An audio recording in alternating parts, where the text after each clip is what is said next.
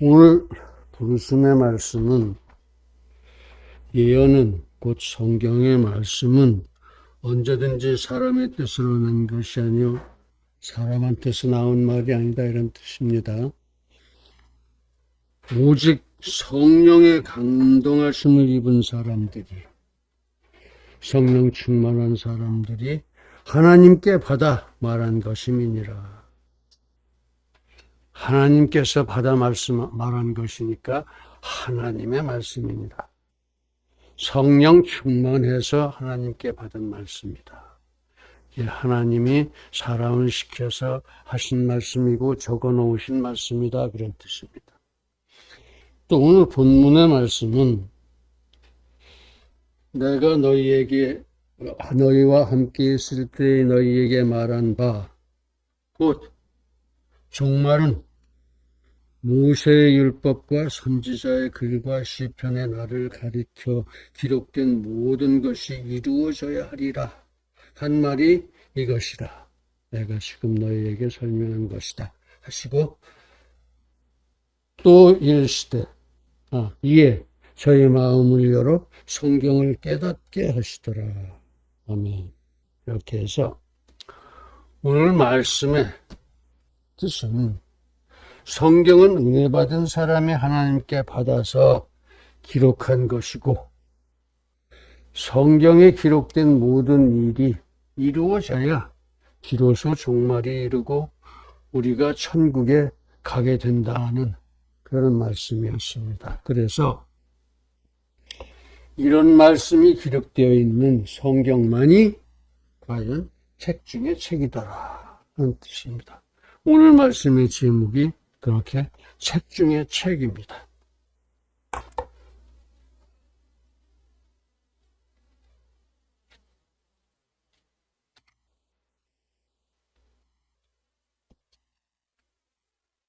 어떤 책이 책 중에 책이라고 할 수 있겠습니까? 어떤 책? 물론 최고의 진리로만 가득 찬 그런 책일 것입니다. 그것은 성경입니다. 왜 그러냐? 성경은 우리의 정신세계뿐만 아니라 오히려 실제 현실의 삶에서도 완전히 우리 모두를 완전하게 은혜롭게 지배하기 때문에 성경이 책 중에 책입니다. 그런 뜻이에요. 그렇습니다. 성경은 그렇게 우리에게 참된 영생의 삶을 얻게 합니다. 참된 생명, 참된 영생. 그래서 예수 그리스도가 십자가에서 돌아가셨고 그렇게 하나님이 우리에게 사랑을 증거하셨고 그래서 우리가 예수 안에서 능치 못함이 없는 것이며 그렇게 하나님은 우리 삶에서 필요한 모든 것을 베풀어 주시고 우리가 사단을 밟고 사단의 능력을 제어할 수 있는 권세를 우리에게 하나님께서 주신 것입니다. 그렇습니다. 성경의 교훈은 우리의 영혼을 새롭게 합니다. 또 우리 삶에 대한 분명한 지침을 줍니다. 그렇게 성경은 전체적인 인생의 목적과 방향을 지시해 준다. 이런 의미에서 책 중에 책입니다.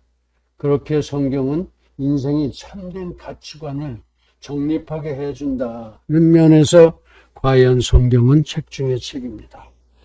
그렇게 성경만이 책 중에 책입니다. 그러므로 성경만 순종하고 살아야 합니다.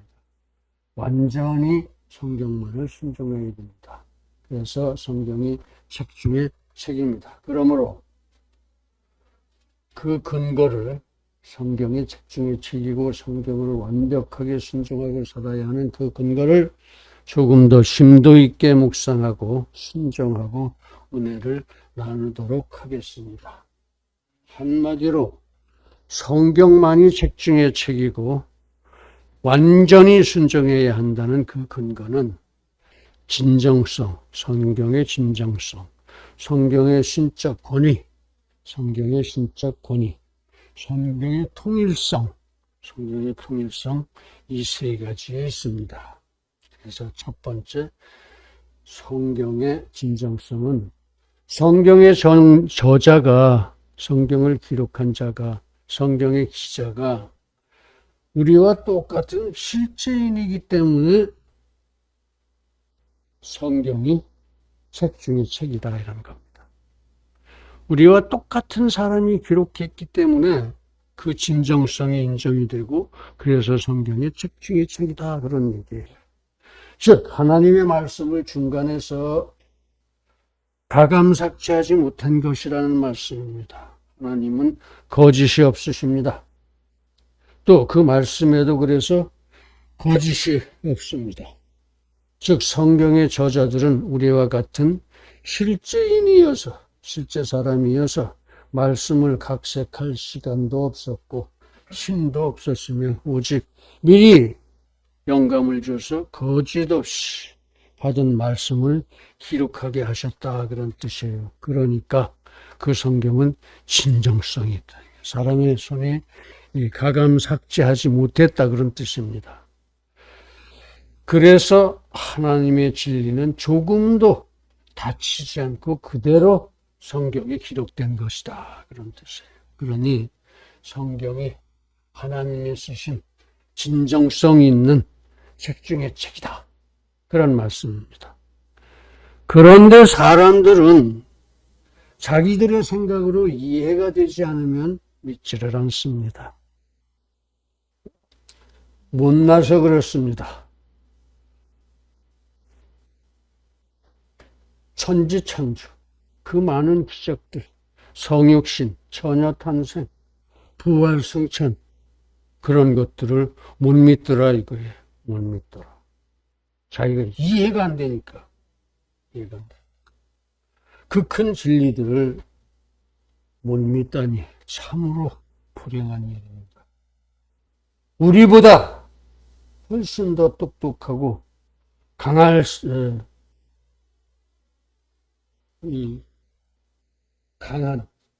수밖에 없는 수없이 많은 위인들도 그런 것들을 당연하게 믿고 은혜를 받았습니다. 지금 70억 인구 중에서 캐톨릭 포함해서 12억이 또 그렇게 믿고 은혜를 받고 있습니다. 또 전 역사를 통해서 지금 70억 말고 그전 세대에서 전 역사를 통해서 그렇게 믿고 은혜 받은 사람의 숫자를 다 합치면 천문학적인 것이 될 것입니다. 우리 중에서는 비록 작은 수가 믿고 구원을 받지만 전 세대를 통해서 그거 다 합치면 작지 않다 그런 말씀이에요. 그 말씀이에요. 1600세. 몇십억이 될지 뭐 100억이 넘을지 모르는 일. 그런데도 불구하고 나 혼자 이해가 안 된다고, 나 혼자 그 많은 사람들보다 잘났다고 아직도 하나님을 못 믿는 사람이 많이 있더라 그런 말씀입니다. 도와줘야 합니다. 불쌍한 사람들이 도와줘야 돼요. 그렇습니다. 부활하신 예수님은 분명히 12번을 현신하셨습니다. 부활의 몸을 우리에게 보여주셨다 그런 말씀이에요. 하신 일도 많습니다. 12번을 나타나셨어요. 말씀도 많습니다. 하신 말씀도 많아요.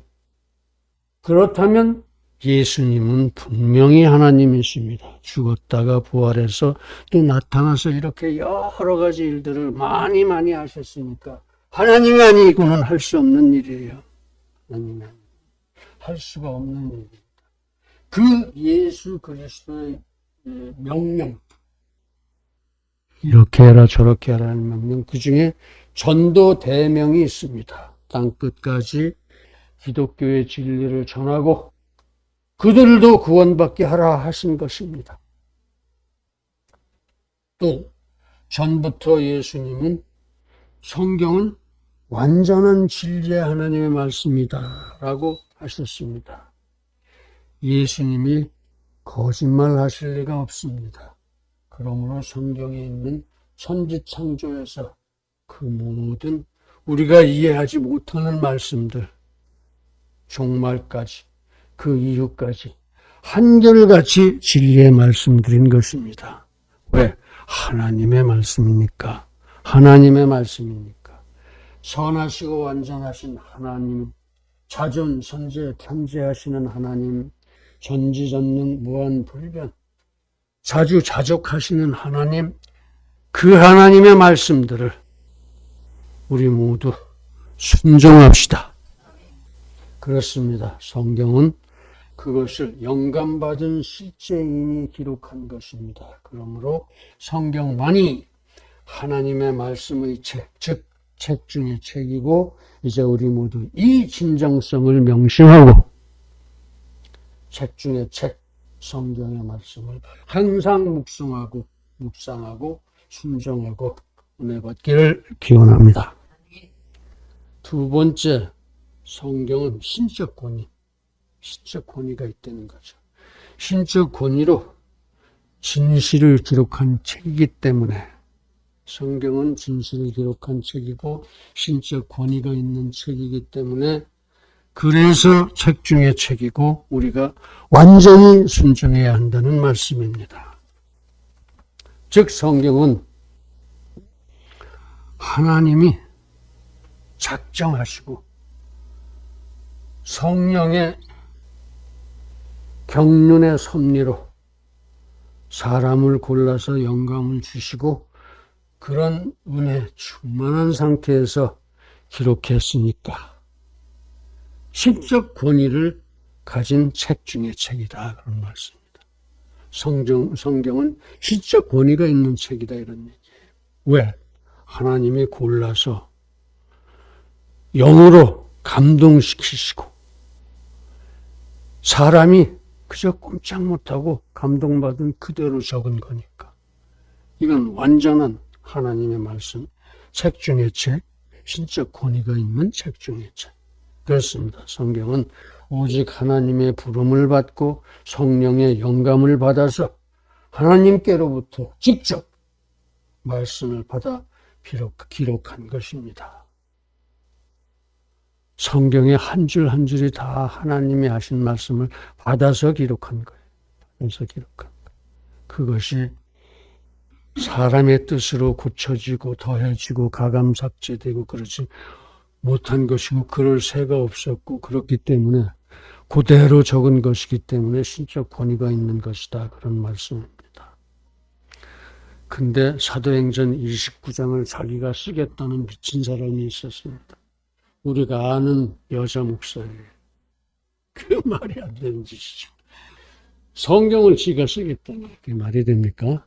요새는 그 소리 안 합니다. 그렇죠. 성경을 공부한 배경이 없어서 그런 거예요. 배경이 전혀 없는 겁니다. 우리만 해도 그런 소리 안 할 겁니다. 우리들 누구든지. 그래서 성경의 저자들은 신적 권위를 가지고 진실을 기록했던 것입니다. 그래서 그들은 하늘의 일도 기록했습니다. 절대 순종해야 합니다. 영적 세계의 일도 기록했습니다. 먼 훗날의 일도 기록했습니다. 하나님의 마음속의 비밀까지도 기록했습니다. 영감을 받았기 때문에 그렇게 기록할 수 있었습니다. 그러니까 그 말씀들 절대 순종하는 것이 옳습니다. 비록 그들은 나약하고 지혜가 부족한 못난 인생들이었지만, 성경의 저자들 그렇게 못나고 우리하고 똑같은 인생이었지만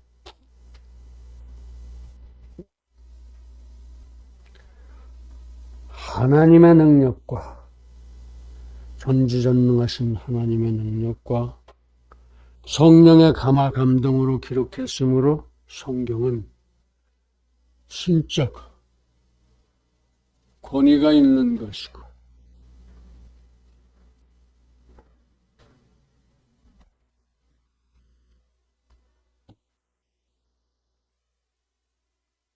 책 중에 책이 아닐 수 없고 반드시 절대 순종해야 옳습니다. 그렇게 성경이 오히려 인생의 이성으로 알 수 없는 것이 신적인 권위로 기록되었기 때문에 오히려 성경은 책 중의 책입니다.